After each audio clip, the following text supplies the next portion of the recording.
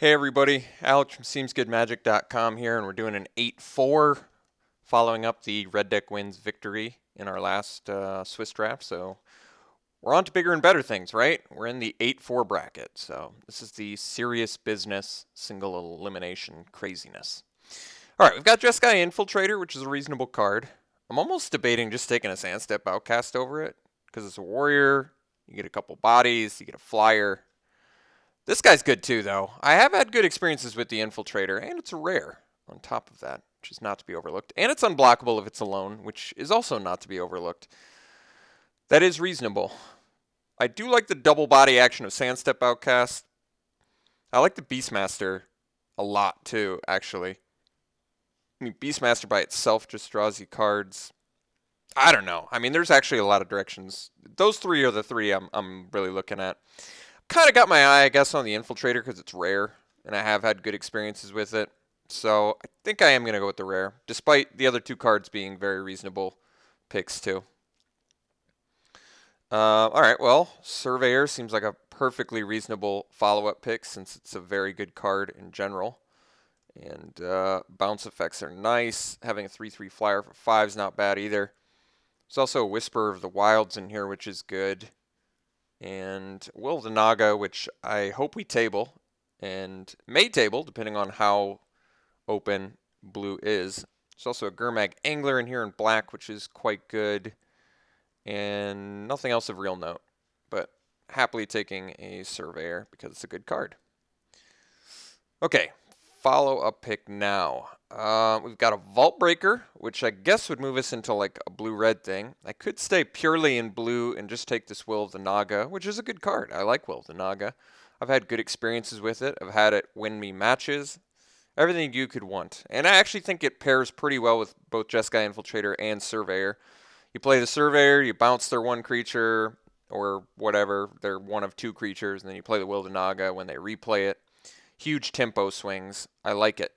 It does have Delve, which I guess is more of a Sultai thing, of course, but you can still play Delve outside of that just fine. I think my favorite card in here is Vault Breaker, but I really do want to stay as open as possible, so I'm just going to take the Will of the Naga, which is a pretty strong card and one I like quite a bit. So we'll take it. Okay, well, fourth pick Lotus Path Djinn. That's very good. I'm pretty sure we can easily take that. Stay in blue. Not go outside of that just yet. Nothing super motivating me to do so. I do like Douse and Gloom, but not enough to just take it and go with black right away. So, all right, let's take the Lotus Path Djinn. Good card. Second Surveyor, fifth pick. Beautiful. Got to take that. Not much else in here we care about. Yet to play the Fearsome Awakening, or seen it played. I have not seen it played yet. Another Gurmag Angler, which we're starting to see the late anglers, so it could be that blue-black is something that's open. But yeah, slamming Surveyor, that's a great sign for blue. Another, wow, we're really getting hooked up here, I would say, in terms of good, powerful blue cards. So yeah, slamming another Lotus Path Djinn, and we're on a really nice path towards a pretty nice evasive tempo deck. So, yeah, slamming that Lotus Path Djinn. All right, I think we finally are going to have to decide the second color. Although I could take the Enhanced Awareness. It makes the Will of the Naga cheaper. It's certainly a playable card. It's not the best card remaining in this pack, which I think would be the Ruthless Instincts and Dragon Bell Monk. But you know what? Then again, maybe I'd just take Enhanced Awareness, continue to cut blue.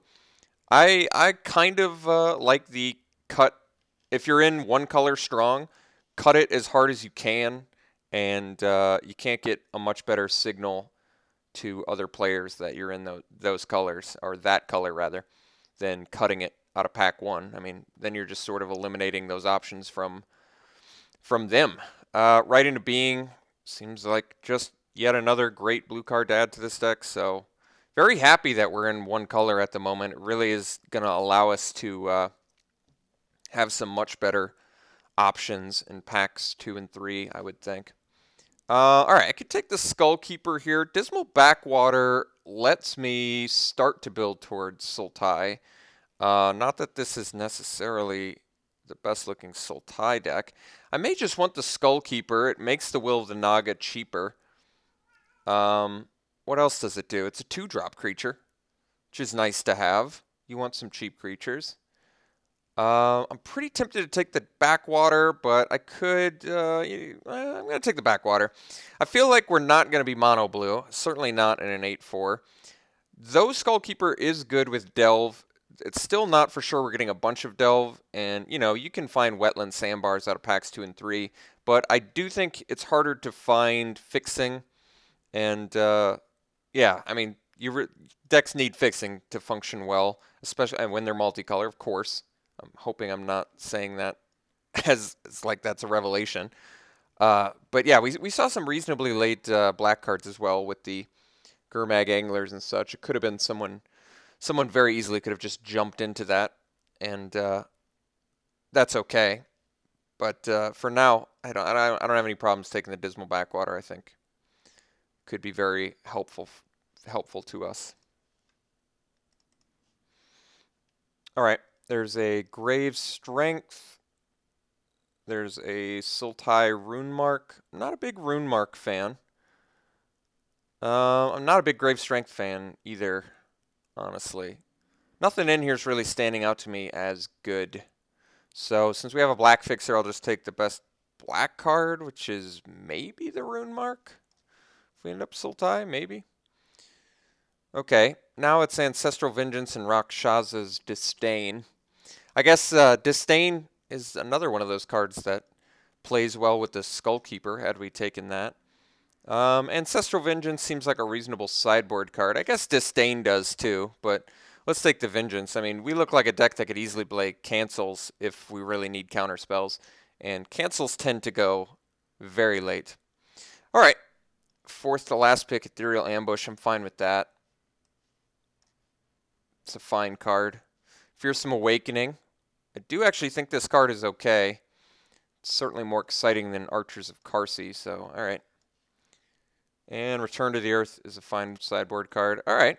Last pick black card is a fairly good sign if we want black to be our second color. So we are blue, and I think we did a pretty good job of cutting blue effectively out of pack 1. There's a pretty good chance we're at least blue-green or blue-black, and likely we're sort of setting ourselves up for Sultai, although rares could change that at a moment's notice. All right, not gonna first pick the rare. Kind of looking at this Mystic of the Hidden Way. It fits in with our nice evasive theme well. Otherwise, there's a Swiftwater Cliffs for like red branching out, which I don't think we're gonna do at this point.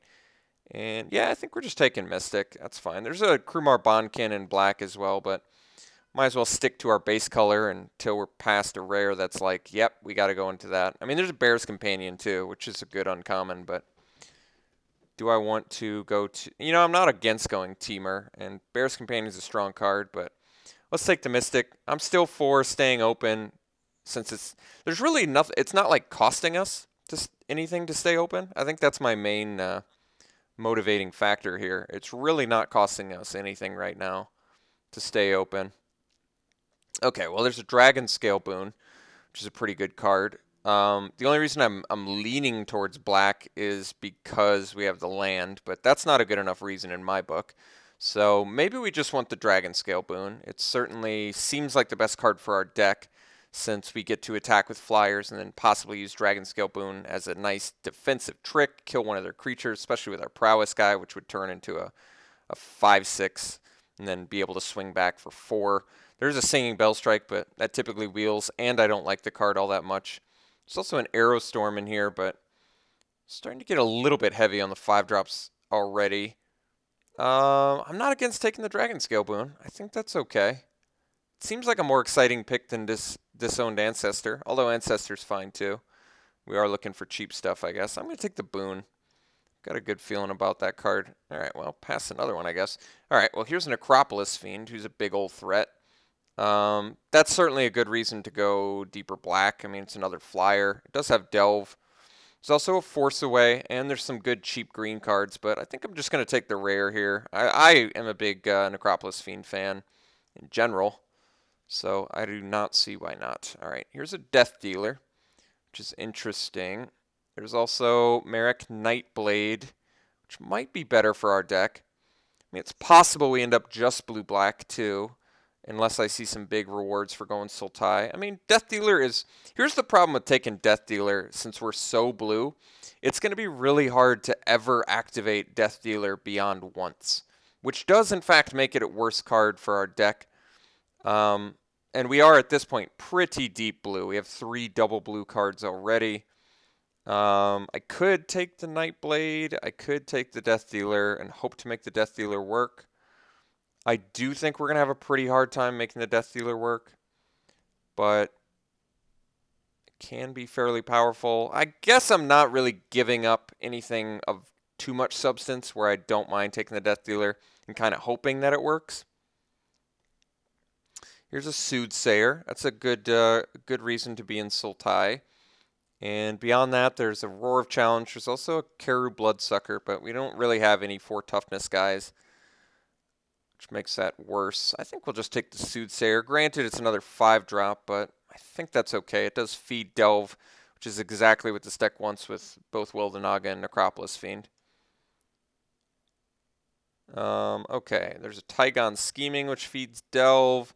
There's a Stubborn Denial, which is a reasonable card, but it seems unlikely that we ever have Ferocious, unless we have the Necropolis Fiend or the mana to pump Death Dealer and then cast Stubborn Denial. There's really not much else, though, beyond that for us. So perhaps I just take the Tygon Scheming, which also, it's not a very good card, but feeding Delve could be a thing. We're also kind of low on cheap things to do with this deck. Might actually be Stubborn Denial is just a better card to at least have in the sideboard. Possibly be able to use later. Alright. Probably just taking the Scavenger here. Seems correct. Alright.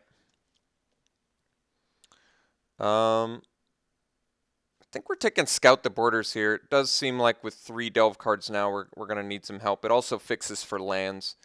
Otherwise, there's a Bloodfell Caves, but I think we're already sort of got a little bit of a mess of a deck here until we find some fixing. So let's take the Scout the Borders. Okay, I think Parapet's reasonable. There is Embodiment here as well, which, considering how bad our fixing is, it might be an okay idea. Parapet just blocks well for us, though, but blocking well for us is actually pretty important. But maybe I want to be mostly blue splash, green splash, black.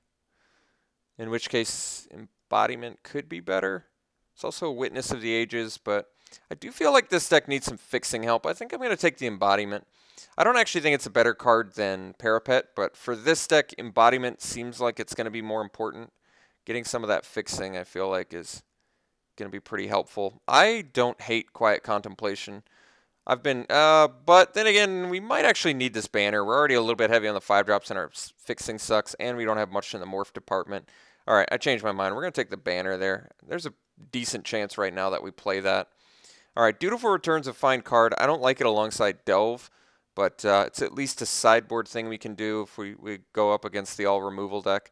Alright, we did wheel Tygon Scheming. There's a second banner, but I really don't want to be the double banner deck. Especially double banner Embodiment of Spring deck. I mean, to be honest, I don't want to be the Tygon Scheming deck either. I don't want to play any of these cards, I guess. So let's just take the Scheming. Mastodon, sure. I don't think we're playing it. Got the Scheming anyway. So maybe I should have taken the second banner. But like I said, I would prefer to not play 2 banners. What does this deck need? This deck needs fixing. The finishing power is okay. We do have some good flyers.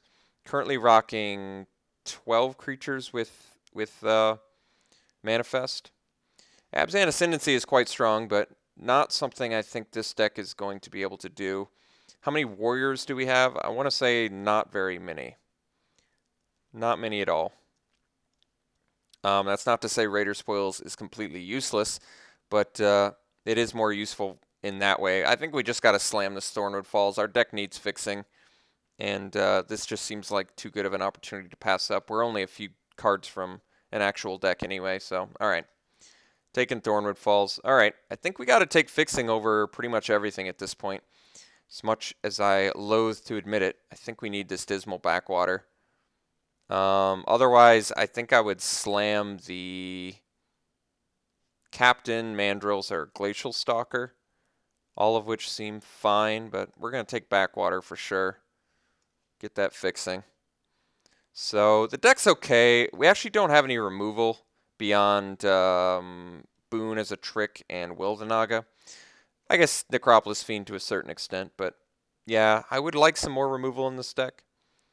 I guess with Ethereal Ambush, we really have 13 creatures currently, which isn't bad. Here's another on-color fixer. I think we're going to take it. We're enough into 3 colors where I think it's going to be important. So let's take the Thornwood Falls. I'm passing a Dragon's Eye Savants, which I'd like, and a Crippling Chill, and an Abomination of Gudul, all of which I'd like, but we're going to take Thornwood Falls because our mana seems like a bit of a mess at the moment. All right, finally miss on mana, so we'll just take an actual card here, which I think is going to be Hooting Mandrills. There's a Wetland Sandbar, which is something cheap to do, but I might even be better off playing Double Taigam Scheming, as sad as that is. I guess we have Taigam Scheming Scout the Borders at the moment, and Sultai Banner, all of which make Mandrills better, since they either ramp or fill the graveyard for him. And hope to wheel the Wetland Sandbar. I don't think we're going to wheel Mandrills, so let's take it. All right, we can take a second Scavenger here. I mean, granted, we're getting a little bit heavy on the top end, but getting all these flyers kind of makes me happy. I kind of like all these flyers. And like I said, even though Taigam Scheming is a bad card in general, it seems like an actual reasonable card in our deck with this quantity of delve. Pretty tempted to take the Scavenger of the Sandbar. Sandbar is something to do cheap, though. Cheaply. Which is nice. I'm going to take the Scavenger. I like the card. Okay, Bondkin seems like a reasonable pickup here. It's a morph, and even though it's in black, the fact that it's a morph makes it much easier to eventually morph and unmorph. It's going to be pretty difficult to hard cast a Bondkin and the Necropolis Fiend, I guess, because of the double black. Pretty tempted to take Crippling Chill here. I like Disowned Ancestor, but let me look at our colors again. I guess we're still pretty even on the green and black front. I just want the Crippling Chill. I feel like we have a decent amount of creatures already, and we're very removal light, so Crippling Chill is a pretty nice one for that. It also fuels your Delve and cantrips, all of which is good. I guess our deck's a little... Well, we're not short on ways to win. We have all the flyers in the world, which are totally reasonable ways to win, so okay. I'm still satisfied with where we're at. Granted, the Death Dealer looks a bit awkward, but it's a rare, and it's a pretty powerful one if you can at least use its ability. If you can use its ability twice, you're in good shape, but I mean, if you can cast it, you can use its ability once. That makes sense, but alright. Archer's Parapet's actually kind of a welcome sight here, since we're looking for stuff for our deck to do. I could actually take the Cranial Archive. We do seem like a deck that's got a realistic chance of decking ourselves, but I do feel like Parapet's something our deck kind of needs. I'm not going to play 16 lands with this deck, so I am going to have to figure out some cuts of some sort. I'm trying to think what's on the fence as like the weakest at the moment. It's kind of tough to say. I actually don't know. Possibly Banner. But Banner gets us to 5, which seems really good for this deck. And it's not like we have too many morphs. I feel like if I play Banner and Embodiment, I can probably get away with 17 lands, though. Since we'll have 2 ramp, and our fixing is actually reasonable. Double Thornwood Falls, double Dismal Backwater is really not that bad. Abzan Ascendancy tables? That is crazy to me. I mean, I could just hate it, but I kind of want this Monastery Flock. It's a really nice defensive card, and I feel like our deck needs some defense. I mean, granted, we've got Embodiment of Spring and Parapet, but Flock is another good one. I think we actually cut the scheming first. Even though I said it's good in our deck for the delve, I'd rather have Banner, I think. All right, boon number 2 actually still seems reasonable. I don't know if it's going to make the cut. Abomination tabling is great news because I definitely want to run that. Here I'm just going to hate land fixing for our opponent. Feed the clan. I've sideboarded into it. And I've had it sideboarded against me to great success before. So I actually think, what's the good news about this deck? Good news about this deck is we have powerful cards as well as good fixing. So that's a great sign. Weaknesses of this deck are our removal is very lackluster. We have Will the Naga, Crippling Chill, and Double Dragon Scale Boon.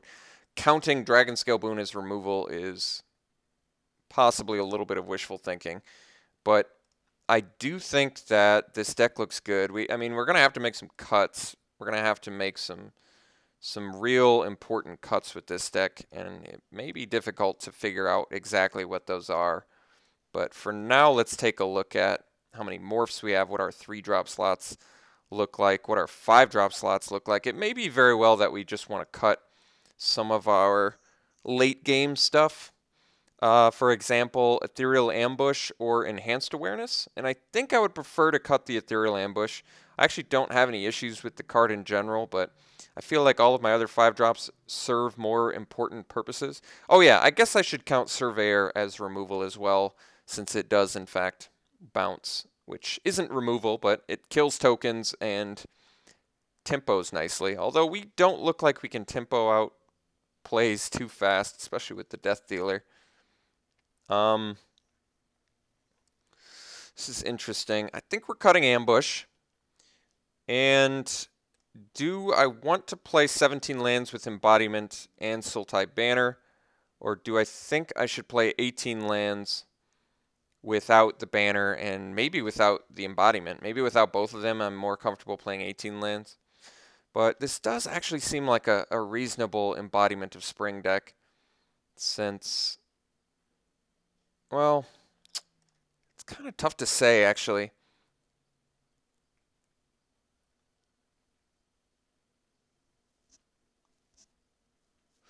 I could cut the Embodiment. What I like about Embodiment is how well it works with Delve, because it puts a card in your graveyard as well as puts an extra land out there, which is really nice. I have had Embodiment be bad for me, but I've had it be pretty good too.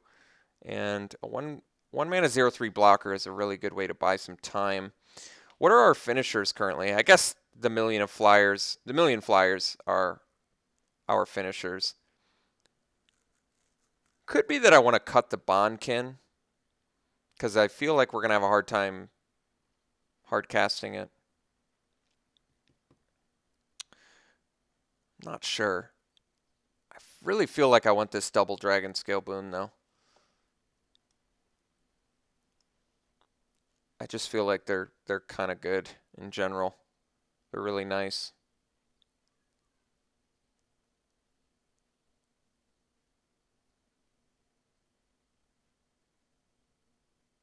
Right into Being is also a creature, so really we have like 18 creatures currently. Yeah, I think I want all of my tricks and removal.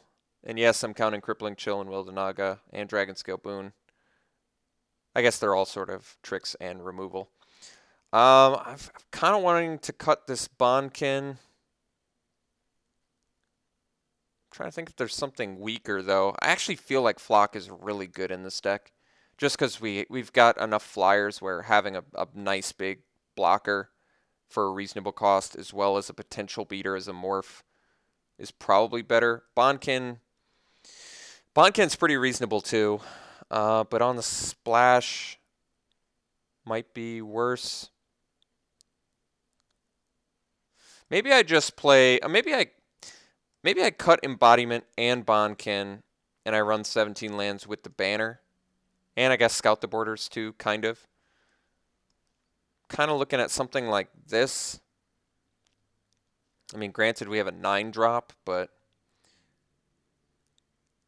got Scout the Borders, Banner, and Sultai Soothsayer as 3 ways to really actively help us ramp towards Necropolis Fiend. I guess it's really like Scout the Borders and Soothsayer that dramatically drop the cost of the Necropolis Fiend. I do think I could do 18 lands in this deck, but I'm pretty tempted to try and get away with 17 with a banner and a Scout the Borders.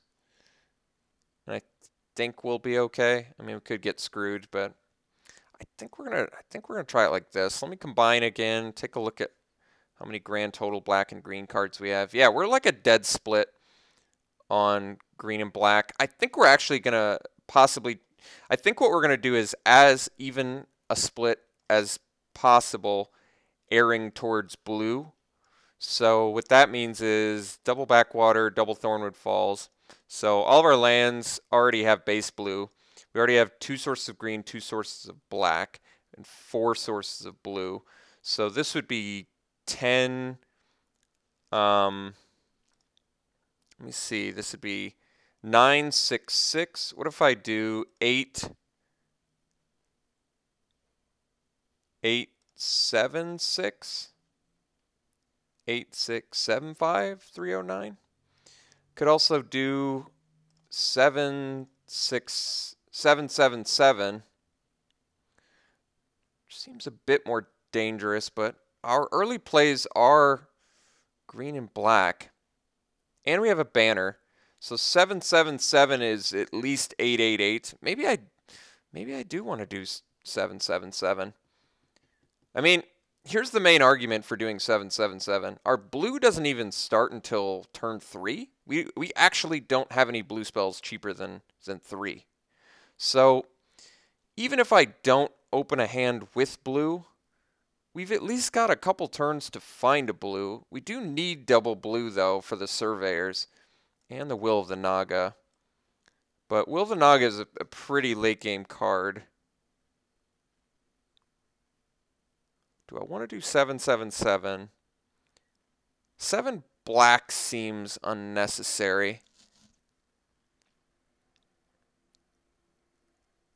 I feel like the green is slightly more important. I think I'm going to cut a black for 1 more blue. So this way I've got 8 blue in addition to the banner. So it's really like 9 blue, 7 black, 8 green. That seems pretty reasonable to me, I think. I think that's fine. Okay. And 8 blue should be enough to reliably cast our 3 double blue spells. Yeah, all right. So overall, I do think this deck's pretty good. Yeah, I think this deck's pretty good. We have a lot of Delve, which could be an issue. But we have we've got the Scout the Borders, the Soothsayer, and the Enhanced Awareness, all which do a pretty good job of fueling your Delve. So I think this deck looks reasonable. Didn't end up tabling anything cheap. There's a chance I want to do Embodiment over something. But I don't know what that would be.